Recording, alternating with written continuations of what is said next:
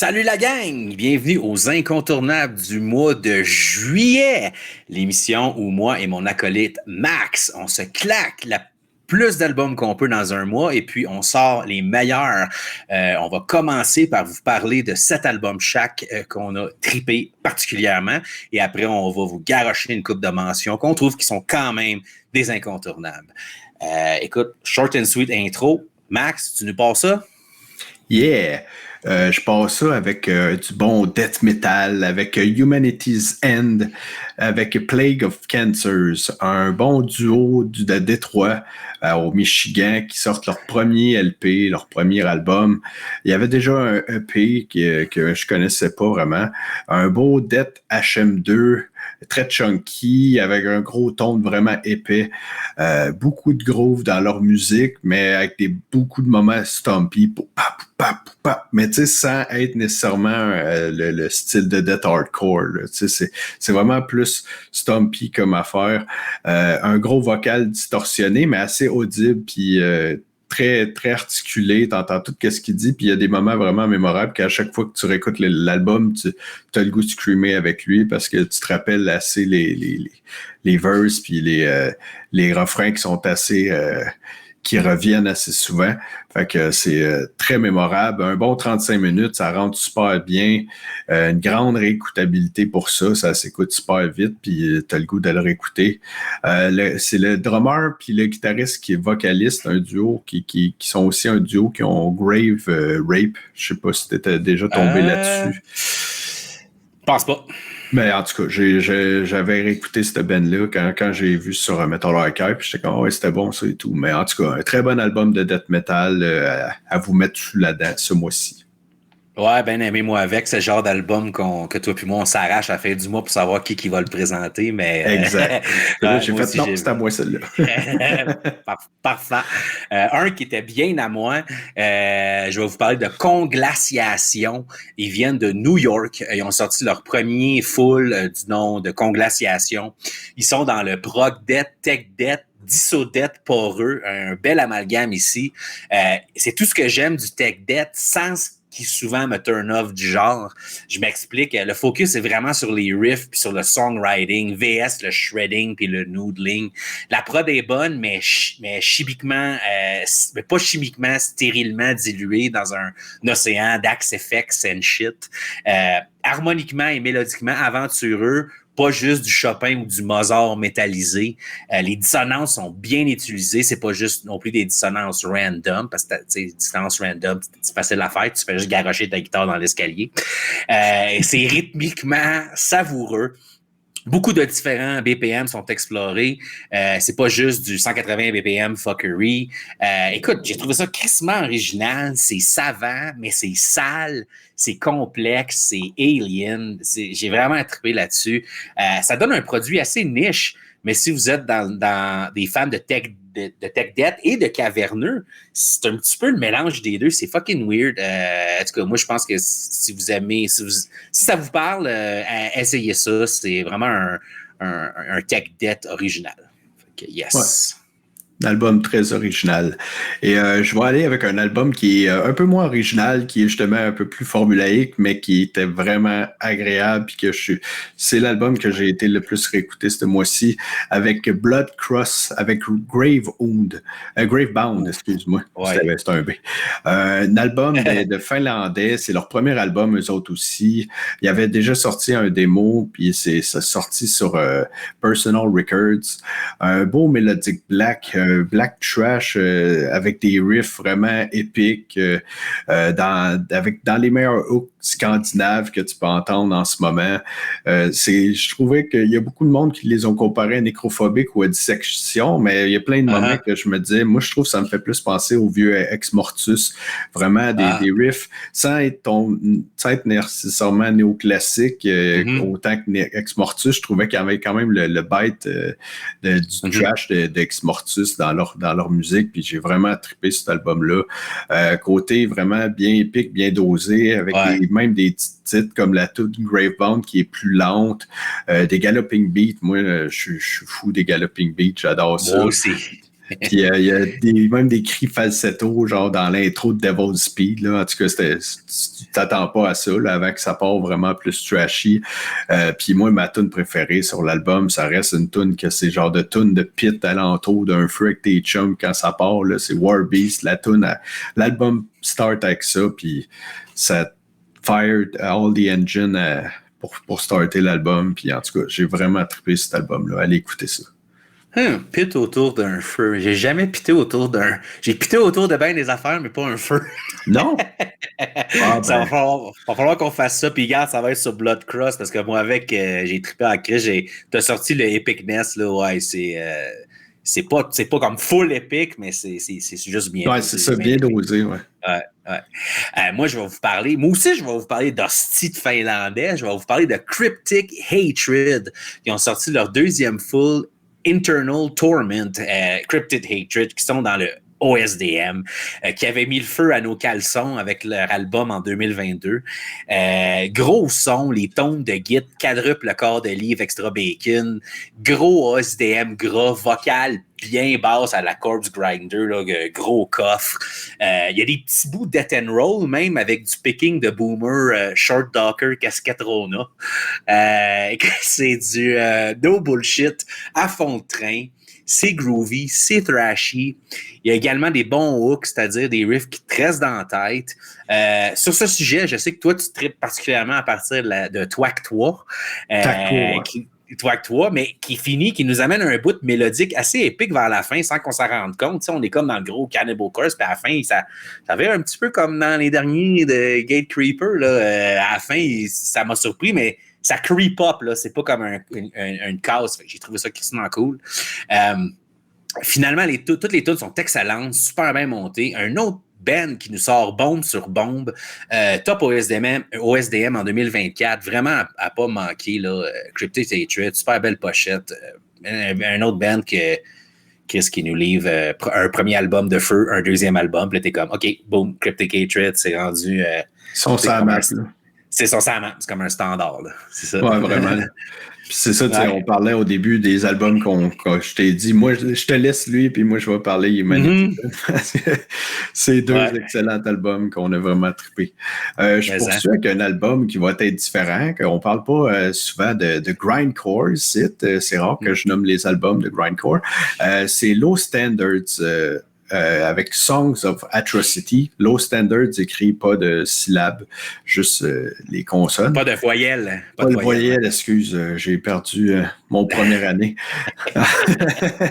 C'est leur 9e EP.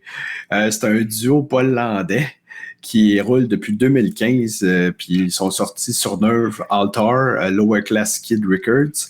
Un bon grindcore, bien varié, avec une formule assez quand même traditionnelle, 9 tunes, 11 minutes. Ça start, ça grind, ça incorpore des éléments quand même assez cross dans leur tunes, des bouts quand même, j'ai trouvé noise rock aussi par moment. C'est vraiment... Il y a des moments lourds qui frappent super bien, l'intensité au bon moment qui te rembarque, avec une prod quand même crasse, mais assez claire comparée à ce qu'ils ont fait avant quand j'ai été redécouvrir. Là. Mais j'ai trouvé quand même que c'était justement bien fait pour une prod crasse que ça pourrait détourner du monde. C'est quand même assez bien recordé pareil. Il y a un beau mélange de growl gras puis de gurgling mid-high que j'ai vraiment aimé aussi sur l'album. C'est court, puis ça rentre comme du bon grindcore. Allez écouter ça si vous êtes des fans ou même si vous voulez découvrir plus le genre. Je pense que ça serait un bon début et tout. Là. Nice. Écoute, j'ai pas immédiatement accroché là-dessus, mais c'est un album que je pense que je vais essayer d'écouter. Je sais que t'étais hype dessus. Écoute, on n'a pas planifié ça, mais je vais rester en Pologne encore une fois. Je te suis. On est en Finlande. On va rester en Pologne. Moi, je vais vous parler du groupe Disloyal qui sont débarqués avec leur 5e full, Divine Miasmata. 5e album, je les connaissais pas. Ils sont dans le prog death, avec du OSDM puis un peu de Dead Doom. Encore une fois, un mélange assez original. Ça me fait penser à du Incantation ou du Immolation, mais en vraiment plus proggy. Bref, du OSDM, mais avec un petit doigt dans les airs. Autant qu'il y a des bouts vraiment weird-ass, il garoche également certains riffs et passages assez entraînants, sans être cheesy. Beaucoup d'utilisation d'accords extended qui donnent des couleurs cosmiques, pensez Voivod, etc. C'est le genre d'album que j'écoute puis qui me tient en haleine vraiment tout le long personnellement. J'ai jamais le temps de m'ennuyer de comment les tunes sont montées. Il y a toujours de quoi d'intéressant, de surprenant qui arrive. C'est un album assez weird. Pour rajouter au What the Fuckism, il y a également des passages de chants de moines damnés. Vraiment pour l'effet ici, là, j'appellerais pas ça des cleans, mais tu sais, t'as des chants grégoriens fucked up là, avec des riffs bizarres. Fait que ça, c'est j'adore ça.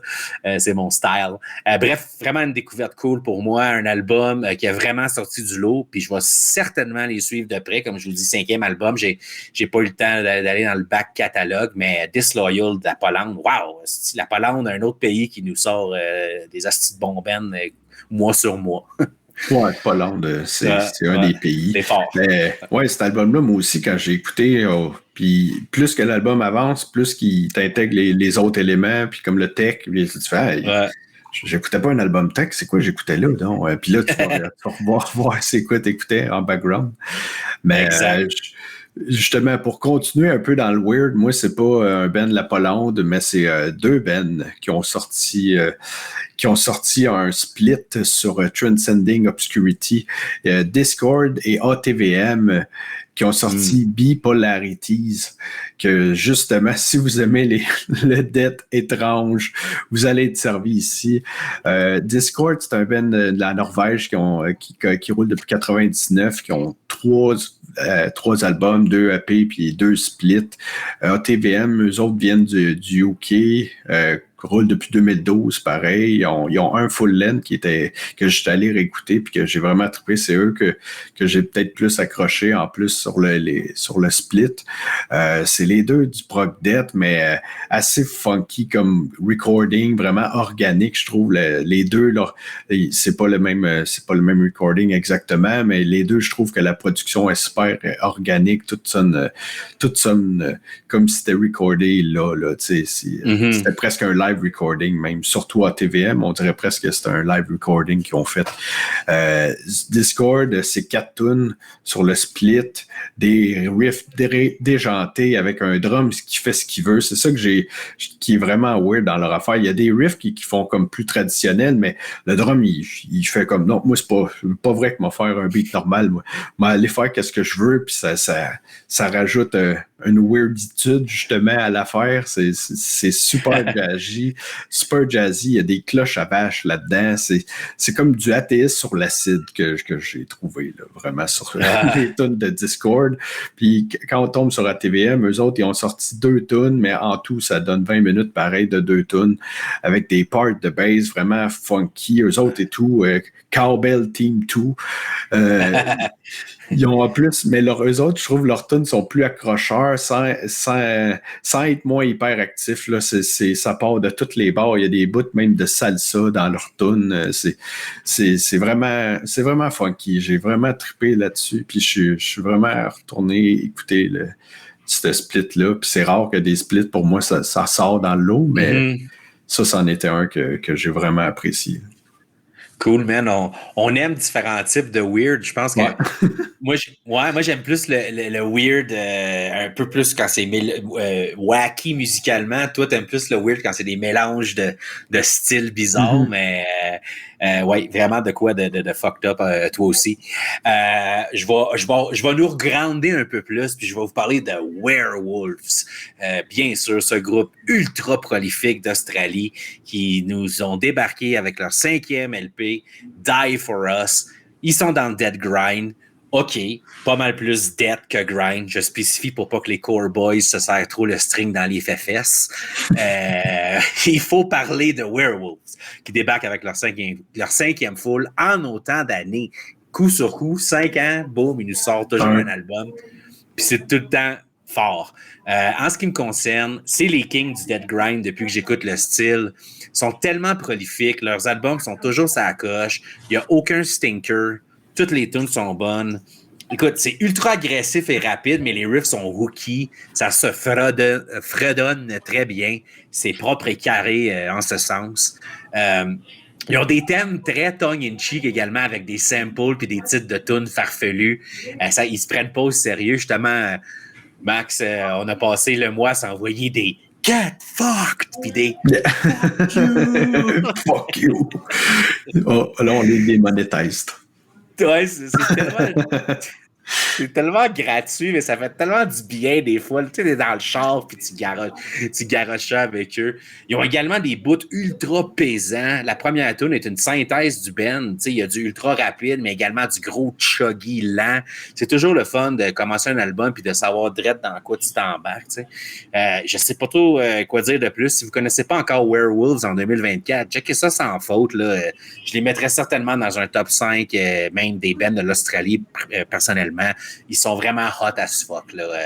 Depuis que je les écoute, là, depuis ce qui est leur deuxième ou troisième album, me semble, je trippe tout le temps sur ce qu'ils font. Puis tellement que que je pense à chaque album, puis je sais où ce que j'étais quand je l'ai écouté. Là. C'est souvent le genre d'album qui te marque. Fait que, ouais. Werewolves. C'est bon, ça. Justement, m'a continué moi tout dans quelque chose d'un peu moins weird avec Van Helg, avec Atropos Doctrina, un band suédois qui sortent leur 6e album qui roule depuis 2007. Leur album de 2014, Relic of Sulfur Salvation, m'avait vraiment marqué. J'avais vraiment aimé cet album-là. C'est un Black and Death assez atmosphérique, assez comme ésotérique, un peu comme musique. Là, c'est comme presque thématique anti-religieuse, justement, dans les paroles qui sont complètement en suédois. J'ai écrit ça, suédois. Tremolo picking. C'est beaucoup de tremolo picking avec un ton ample et super clair, avec une belle profondeur dans la production.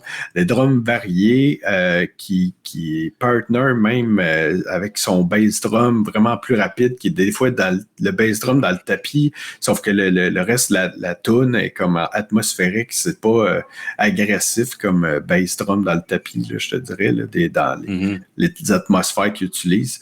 Il y a des tunes plus lentes, puis même il y en a qui ressemblent à du récent, les tunes d'At the Gate plus récentes, je trouvais, là, qui avaient des tonalités qui ressemblaient beaucoup à ça. Puis pour un album comme dans ce style-là, c'est juste 40 minutes, puis c'est vraiment remarquable, puis entre l'agressivité puis le calme, je trouve qu'ils ont vraiment bien dosé ça, puis encore là, c'est un de leurs meilleurs de leur discographie pour moi, là, que j'ai bien aimé. Là. Cool. Ben, les Suédois, un autre pays dans le top des tops. Là, c'est sûr. Là. Tu peux pas te tromper avec les autres. Moi, je vais aller dans un pays qui est vraiment pas dans le top des tops, mais avec un band qui est dans le top des tops pour qu'est-ce qu'ils font. Vulvo Digna, de l'Afrique du Sud, bien sûr. Eux autres aussi, leur 5e full, Enta Beni. Bien sûr, ils sont dans le Brutal Death, Slam, Tech Deathcore. C'est vraiment un mélange de tout ça. Puis bon, pour faire suite à ce que je disais sur Conglaciation, ici, on est vraiment dans le full-on Kemper, Axe FX, Tech Deathcore, super moderne, éclectique, électrique Boogaloo 3000. Là, on n'est pas dans du poreux, là, on est dans du ultra chimique, mais quand tu es dans le meilleur dans ce que tu fais, je vais t'écouter. Donc oui, ça sonne ultra moderne, c'est ultra poli, mais je pense que dans le style, ils ont prouvé depuis le dernier album qu'ils sont vraiment top tier. Gros shout-out aux bands qui ont eu les bases de crisser leur chanteur Duncan Bentley dehors en plein milieu d'une tournée l'année passée pour des questions là, de violence, de maltraitance. Vous irez voir si ça vous intéresse. C'est Loan Dill, leur guitariste qui a fait les vocales sur l'album, puis il est vraiment excellent. Le dude développait déjà ses vocales depuis un bout, donc hard work pays off. Moi, je le suis sur Instagram, puis ça fait même avant qu'il crisse Duncan dehors, le gars, il pratiquait ses growls, puis si vous ne savez pas, c'est un asti guitariste débile aussi. Pour ceux qui connaissent pas Vulvo ou qui n'ont pas écouté depuis les 2 derniers albums, ils sont vraiment plus techniques et cosmiques que jamais. Moi, je trouve que ça leur va à merveille. Donc, pour dire, si c'est surtout le slam et le deathcore qui ressortaient sur les 3 premiers albums, depuis les 2 derniers, ils sont vraiment plus shreddy puis poussés que jamais. Là. Le solo dans Adam Master est incroyablement épique. J'en ai vraiment des frissons quand je l'écoute. Top 5 solo de l'année pour moi, puis je pense Callis qui rentre puis que c'est inspiré comme solo, je l'adore. Il y a des featuring de Body Snatcher, Signs of the Swarm et Peeling Flesh. Pas full essentiel, mais rendu là, je pense que c'est juste un trip de faire de la musique avec des bands qui ont aimé share le stage, là, pour les promouvoir, spread the love, why not? Vulvo qui continue à nous faire découvrir la culture sud-africaine avec la majorité des titres faisant directement référence à des lieux puis des événements historiques de leur patelin. Je trouve ça tellement cool. Ça fait depuis un bout qu'ils font ça, là, depuis leur célèbre album avec le Butcher puis la fille dans le bain. Là. Un excellent album, très épique, dans patch, sans pour autant être trop over the top comme Rings of Saturn, là, qui est pas mal juste une gimmick rendu là. Vulvo est encore un band qui préconise le riffing puis le songwriting versus les clichés associés au deathcore puis au tech death. Mais si vous cherchez de quoi écouter dans le genre, là, c'est une valeur sûre, je dirais, pour 2024. Là. Donc, sans doute un incontournable. Leur dernier album, il avait fait mon top 10 ou pas loin de là, je pense. Vulvo Digna, tu sais, quand j'écoutais leurs premiers albums, je trouvais cool, mais depuis une couple d'albums, là, j'y prends au sérieux en tabarnak. Là, je les aime beaucoup, beaucoup. Yep. L'as-tu aimé, toi? Ouais, je l'ai quand même beaucoup aimé. Là. Je l'avais réécouté, puis quand tu m'avais dit solo, je l'ai écouté, puis c'est vrai qu'il est assez spécial. Le ton, les petits tons un peu c'est chimique. Nintendo-esque, là. Ouais, des fois, peut-être un peu moins, mais Randlord, la tune Randlord, ça n'a pas de sens. C'est trop bonne. Je vais continuer avec de quoi que moi j'aurais pas pensé parler d'un band dans ce style-là. Ça s'appelle Octoploid, le band qui ont sorti Beyond the Aeons, band de la Finlande qui sortent leur premier album. C'est un des anciens vocalistes d'Amorphis, de Baron Earth, puis de Swallow. Il y a des membres de Swallow the Sun et de Feastem aussi là-dedans. Mais Metal Archive, ils disent que c'est du mélodique progressif death.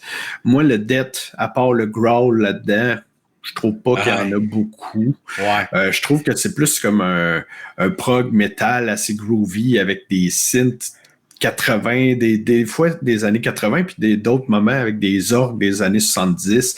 C'est comme un psychédélique rock un peu plus comme approche, je trouve, dans leur musique.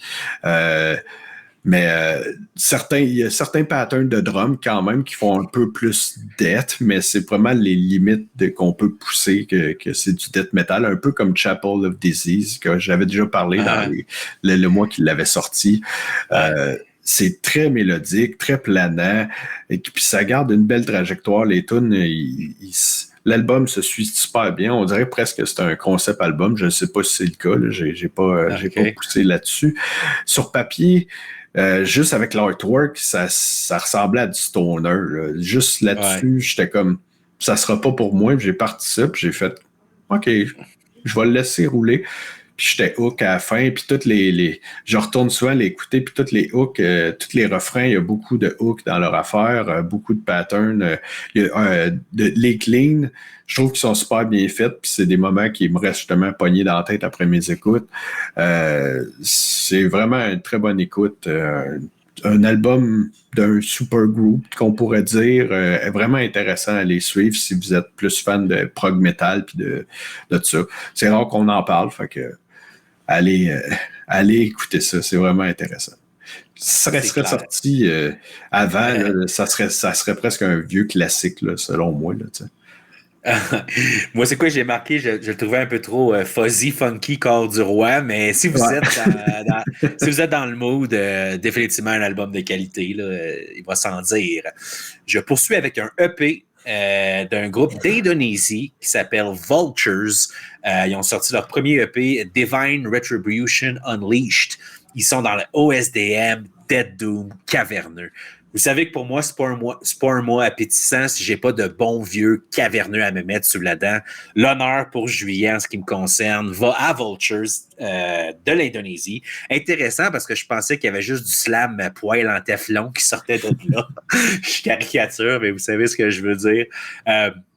Le band est tout neuf, tout chaud de 2023. Ils ont sorti un démo en 2023 en plus, mais ce EP, c'est leur premier release, full release. Il y a absolument aucun indice que ça vient d'Asie du Sud-Est. Tu m'aurais dit que ça vient du Midwest, puis que c'est sur 20 Buck ou Transcending Obscurity, puis je t'aurais cru. Tu sais.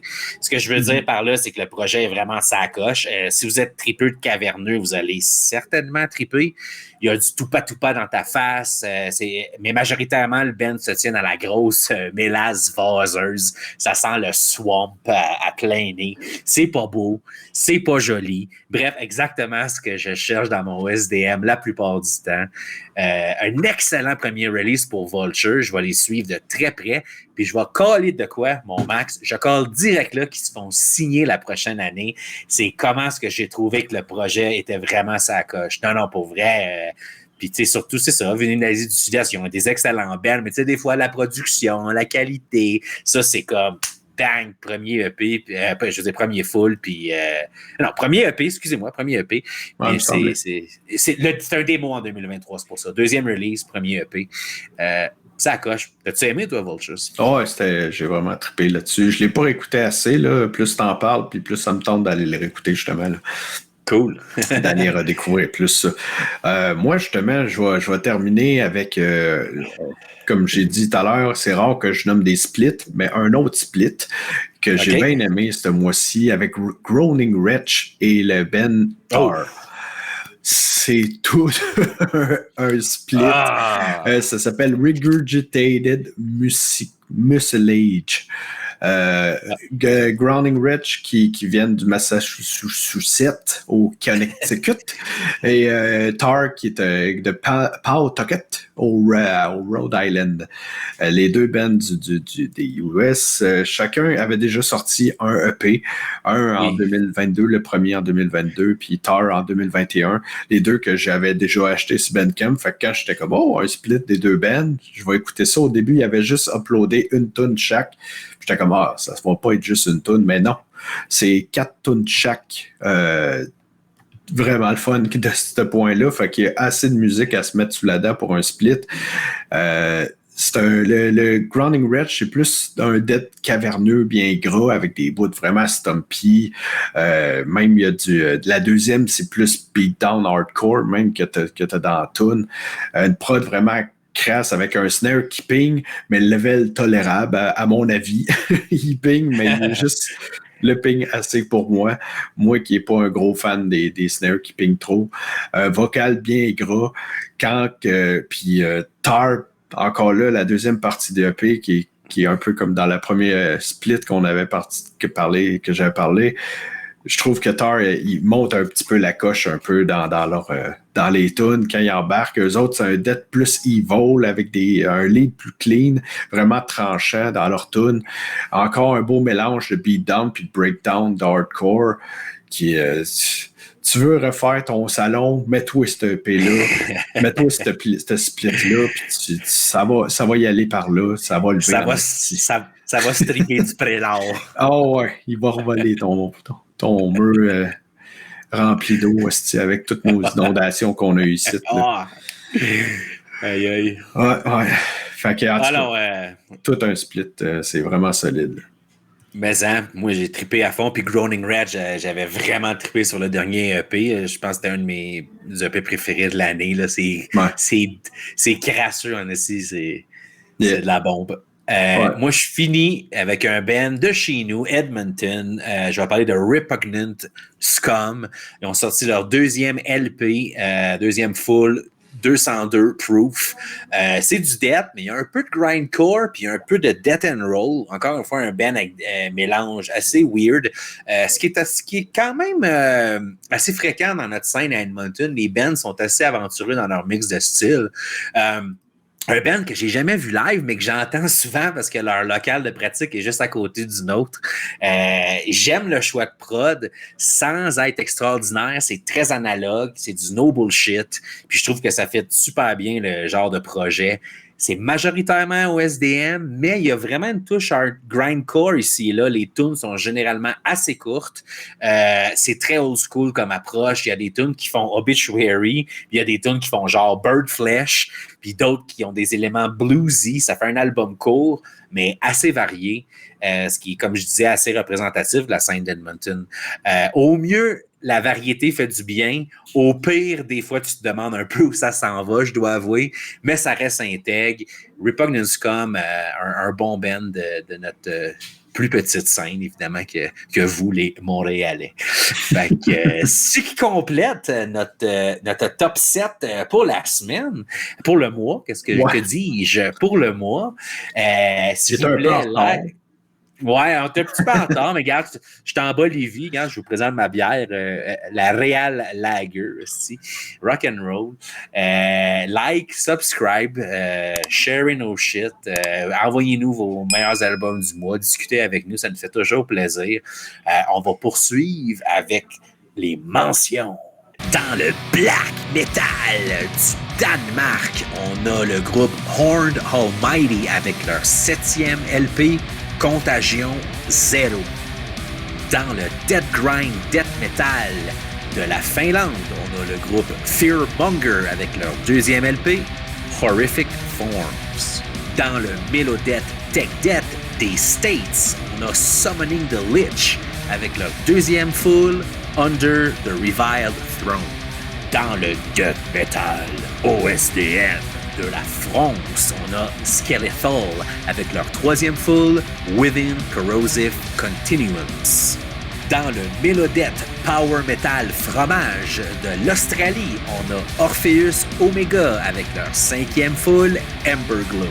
Dans le melodeath de la Croatie, on a Serpent Slain avec leur premier EP, Cognitive Dissonance.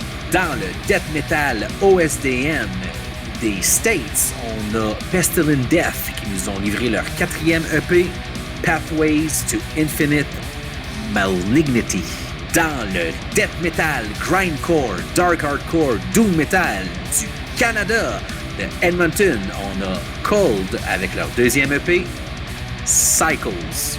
Dans le death metal des States, on a Trails of Entrails avec leur premier démo, Rot in the Cellar. Dans le avant-garde metal What the Fuck, on a le groupe Malconfort du UK avec leur premier LP, Humanism. Dans le black metal des States, on a Lamenting Satanas avec leur premier full, Scorn. Dans le grindcore hardcore crust, on a le band Guntoy avec leur 2e album, Capital de l'Arsenic, band de Rouyn-Noranda au Québec. Dans le death metal OSDM, on a Lacération avec I Herod, 2e LP, band des USA. Dans le OSDM d'Italie, on a Morbus Grave avec Feasting de Macabre, leur 2e fullet. Dans le death metal Dissodate de la Slovaquie, on a Ceremony of Silence avec Alios, leur 2e full album. Dans le prog death tech death de la France, on a Valsa Pintura avec Plénitude, son premier EP. Dans l'atmosphérique black metal Melodic Black, on a Liminal Shroud Vision of Collapse, un band de Vancouver au Canada avec leur 3e LP. Dans le chaotic hardcore madcore, on a Sounding avec You Can't Eat Your Cake and Have It Too, leur premier LP, band des USA. Encore dans le chaotic hardcore madcore, on a Air is a Rope, Good Luck, Nothing to Write Home About, un autre band qui sort leur premier LP, un autre band des USA. Dans le black metal dépressif black metal dissonant, on a Aklis avec House of the Black Geminis, leur 4e LP, un autre band des USA. Dans le symphonic deathcore, un band de Edmonton du Canada, on a Art of Attrition avec And It Will All End Forever, leur premier EP. Dans le OSDM de l'Espagne, on a Intolerance, Waking Nightmares of an Endless Void, leur 2e LP. Et dans le deathcore metalcore, on a Oldborn Conquest, leur premier EP, band de Toronto, Canada.